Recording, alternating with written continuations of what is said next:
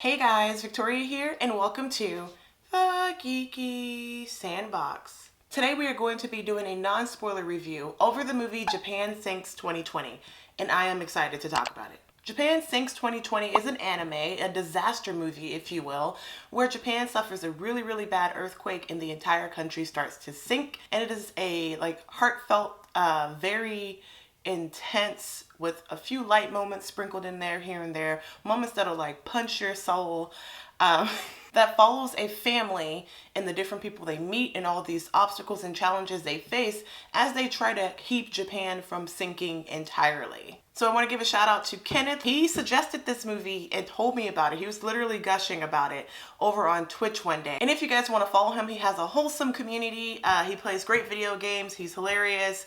Everybody involved in the community is awesome. He's over at KennethDaMenath. I'll put all of his stuff down in the description, and I'll also put it up here in the video. But the point is, go follow this man. Great suggestions also, aside from him having a wholesome community and great video game taste. But he told me to watch this movie because just simply based off of the movie score, which we'll probably talk a little bit about that during this review too. This is a TV show. I don't know if I said it was a movie at the top, but this is a TV show worth all of your time. I'm saying it at the top. Usually I kind of give you guys my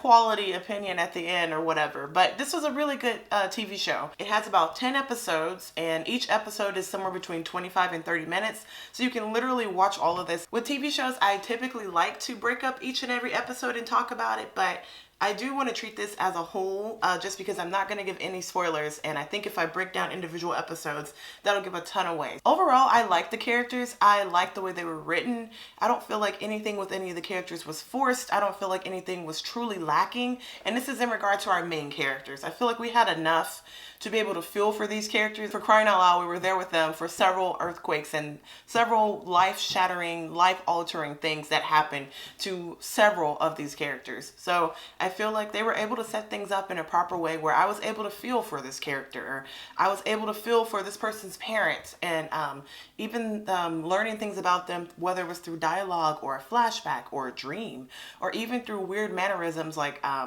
you know, you gotta have your classic pushing the glasses up thing.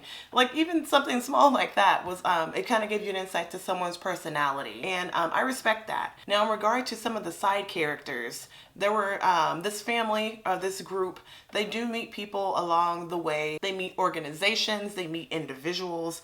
Some are great, some have their own bone to pick with what's happening in Japan. One thing I will say is you don't get a lot of time with those other characters. They kind of like bounce in and bounce out. It was realistic in some ways that you're gonna meet people in this type of scenario, right? But you're probably not gonna be spending every single day with them, or you're probably gonna see them once in passing while you're both looting for food or trying to get gasoline for your cars or whatever. Like you're not gonna always just run into these people and best friends for life. I do like that when the characters did kind of come into 1 or 2 episodes and they left or whatever the deal was, that it wasn't like pointless. They either left something very significant and meaningful to the main characters, or they helped them grow, or they helped us as an audience get a better understanding of maybe something we didn't understand. I think they executed that nicely because it is hard to bring in random characters for a short amount of time and have any kind of impact.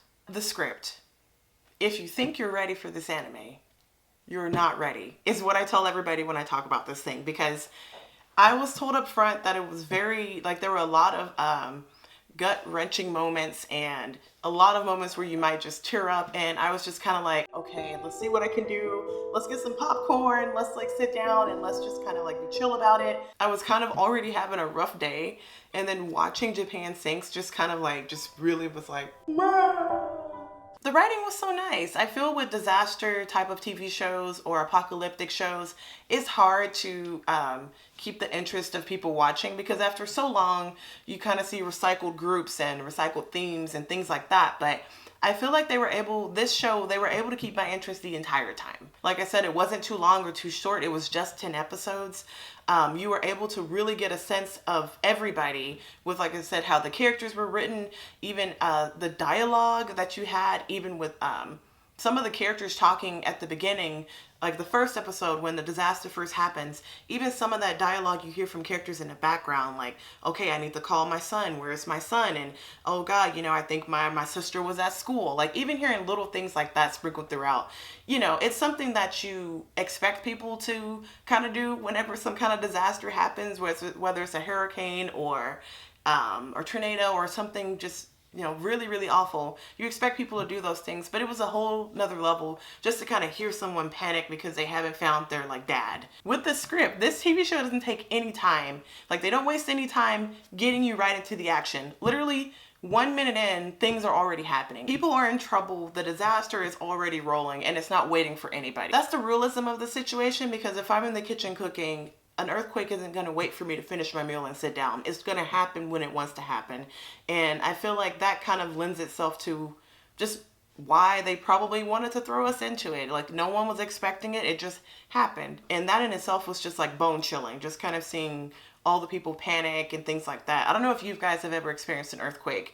I've experienced a tremor, but I haven't experienced anything significant where my photos are shaking off the wall or like I have to grab onto something. But I know people who have, and they told me it's super, super terrifying. So definitely not something I want to experience, and I can't imagine what this family in that community were feeling. The pacing of the TV show was like boom, boom, boom, boom, boom. It does kind of lend itself to, well, you know, if this is actually happening, you're going to be on the move to avoid like the next disaster, the next earthquake, or you're going to be on the move to see if your sister made it to Kansas City or wherever you live. Like, right, you're going to be trying to stay on top of things, stay safe, keep your loved ones safe, look after your partner, whatever the situation is. And so that it makes sense why the pacing may have gone the way it did. Now, don't get me wrong, you do have quite a few moments where you get to catch your breath with these characters and kind of be with them in a moment, an intimate moment, or a very heartfelt moment, or even moments that are a little bit silly. So I don't know, I don't have like a huge bone to pick about that, but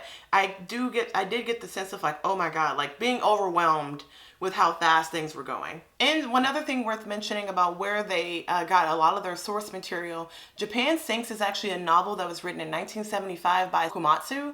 And if I'm remembering everything right, it took Komatsu about 9 years to finish the novel. And so I know with Japan Sinks 2020 on Netflix, they did pull inspiration from that. And if that's something that interests you, feel free to check it out. I haven't read it myself, so I can't say if it's amazing or not, but based off of the TV show, if they were able to pull a lot from that novel, I'm pretty sure it's pretty great. So let's talk about the music. Amazing. That's it. End of review. No, I'm just kidding. The music was very moving. I feel they were able to match those tones and just the overall mood of each episode perfectly. It's only so often that you get a movie score or a TV show music score that just feels great, and it just kind of like brings up all these different emotions. I don't feel like this show would be the same without the music.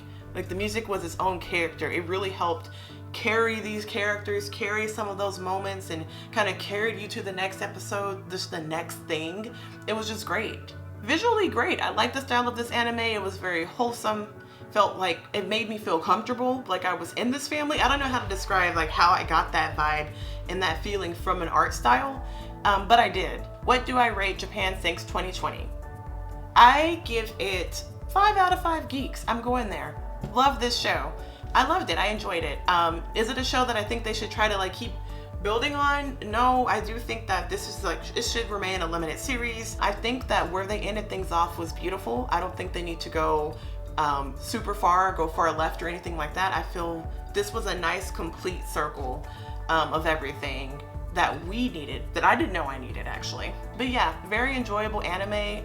If you're not sure about animes, you don't watch animes, go ahead and watch it. Give it a chance. I feel like you'll like it. Now, I will give like a warning, if you are really prone to very, very sad things, or things that might break your heart, or things that might not do well with your depression or your anxiety, maybe ease into this one, or, you know, watch a review. Watch another review aside from mine and see if this is something that that you're able to handle and able to carry. Now, if you don't think you are, that's perfectly fine.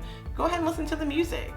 There are other ways for you to enjoy it without having to subject yourself to something that is ultimately going to have a lot of sad tones. But if you are able to mentally take on this type of film, feel free to watch it with a friend, watch it with your partner, watch it with your dog. But anyways guys, if you like this video, go ahead and give me a like rating down below.